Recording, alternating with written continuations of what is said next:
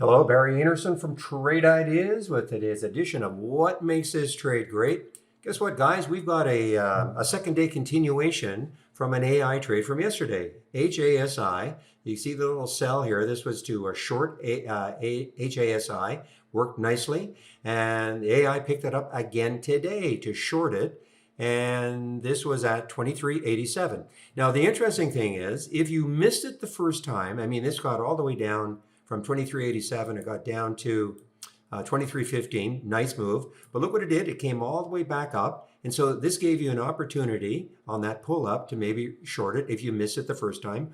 Or maybe if you took out half, maybe you do add to your position. And look what's happening now. I don't know where this is going today, but give you an opportunity. So if you miss it the first time, sometimes it'll present an opportunity the second time. And that is from our AI. All right, guys, want to get back in the room. Have a great evening, and we'll see you tomorrow.